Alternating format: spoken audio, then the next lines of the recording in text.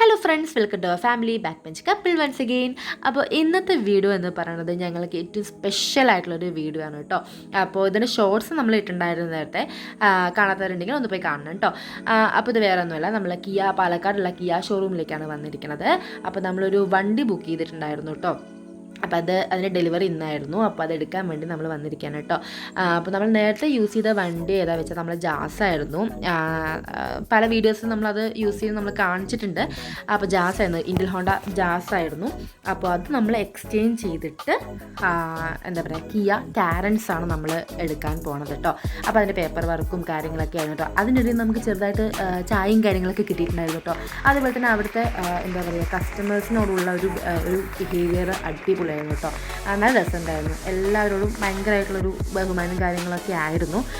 അപ്പോൾ അത് ഭയങ്കരമായിട്ട് എനിക്ക് ഇഷ്ടപ്പെട്ടു കേട്ടോ. എനിക്കെന്നല്ല, ഞങ്ങൾക്ക് എല്ലാവർക്കും നന്നായിട്ട് ഇഷ്ടപ്പെട്ടു അത്.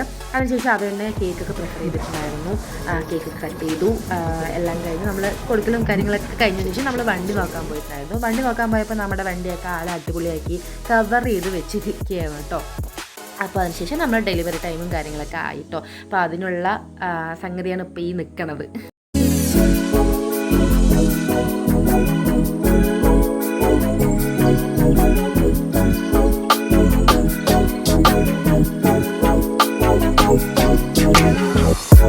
പിന്നെ നമ്മൾ കീയൊക്കെ വാങ്ങി എല്ലാം അമ്മയെ കൊണ്ടുണ്ടോ വാങ്ങിപ്പിച്ചു. ഞങ്ങളൊന്ന് വാങ്ങിയത് ഞങ്ങളെൻ്റെ അമ്മയെ കൊണ്ട് വാങ്ങിപ്പിച്ചു.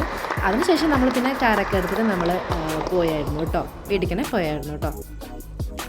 ഇന്നിപ്പോൾ വീട്ടിലേക്ക് പോകണേ. നമ്മൾ ഞായറാഴ്ച തറവാട്ടമ്പലത്തിൽ പോയിട്ട് നമ്മൾ വണ്ടിയൊക്കെ പൂജ ചെയ്യുന്നതായിരിക്കും. അതിൻ്റെ ഒരു വീഡിയോ നമുക്ക് നെക്സ്റ്റ് ഷോർട്സിൽ കാണാം. ഓക്കെ, അപ്പോൾ എല്ലാവർക്കും ബൈ ബൈ.